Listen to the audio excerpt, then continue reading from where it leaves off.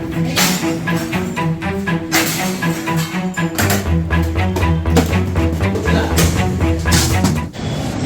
Cafe नावाचा चाळीसगाव शहरात कॅफेच्या नावाखाली एक गैरकृत्य चालू करण्याचं एक षडयंत्र रचून आणि तिथं तरुण मुला मुलींना सिक्रेट स्पेस द्यायचं असं एक मॉडेल गेल्या काही दिवसांनी चालू आहे. त्याचं तक्रार पोलीस प्रशासनाला आली होती.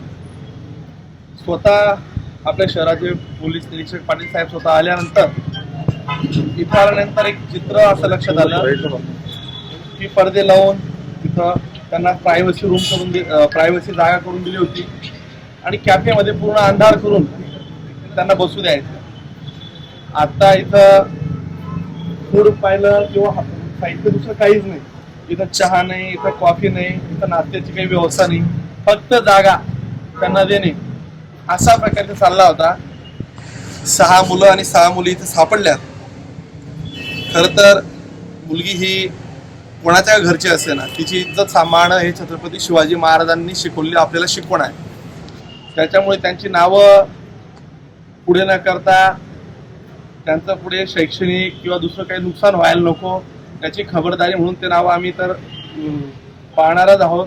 पण त्या मुलांना प्रिव्हेन्शन म्हणून पोलीस प्रशासन कारवाई घेईल आणि स्वतः आज हे कॅफे आम्ही नगरपालिका, पोलीस प्रशासन आणि मी स्वतः सहकार्याने हे उद्ध्वस्त केलं.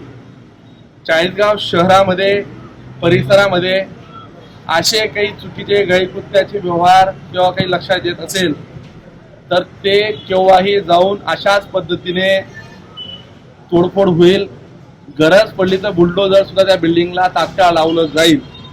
कारण की शेवटी शहराचा लोकप्रतिनिधी म्हणून राजकारणाच्या पलीकडे माझ्याकडे काही जबाबदाऱ्या आहेत. त्या जबाबदाऱ्या मीही पार पाडेल. पोलीस प्रशासन, नगरपालिका प्रशासन देखील त्याला सहकार्य करणार आहे. या निमित्तानं पालकांना माझी एकच विनंती असेल, आपला आणि मुलगा आणि मुलगी काय करतोय याची जरा आपण व्यवस्थित माहिती ठेवली पाहिजे. 67 ते 66 मुली पळून जाण्याचं प्रकरण आत्ता जवळजवळ आम्ही पाहिलं. रोज अनेक घटना घडत आहेत. प्रत्येकच मुलगा आणि मुलगी अशी असते असं नाही, पण एक खातरदारी म्हणून मुलांना विश्वासात घेऊन त्यांचं काउन्सिलिंग केलं पाहिजे. आजचं हे प्रकरण म्हणजे हे चाळीसगाव शहराला लागलेली कीड आहे. असा कुठलाच प्रकार आम्ही कोणी सहन करणार नाही एवढं सांगतो.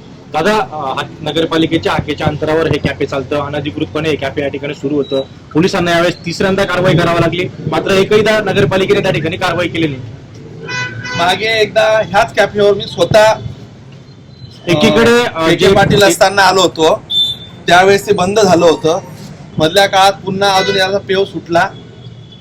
या कॅफेला असे काही असतील तर ते तात्काळ नगरपालिका प्रशासनाला मी सांगेल आणि यामध्ये जर कोणाची इन्व्हॉल्वमेंट असेल त्या अधिकाऱ्याचं निलंबन देखील केलं जाईल. नगरपालिका प्रशासन विभागात अतिक्रमण विभागाचे जे अधिकारी असतील त्यांना या संदर्भात कारणे दाखवा नोटीस देऊन आणि त्यांची जर चूक असेल तर त्यांचं देखील निलंबन मी त्यांना सीओना कलेक्टरांकडे प्रस्तावित करायला सांगतो. यामध्ये नगरपालिकेचा रोल किती होता हा देखील तपासावा लागेल.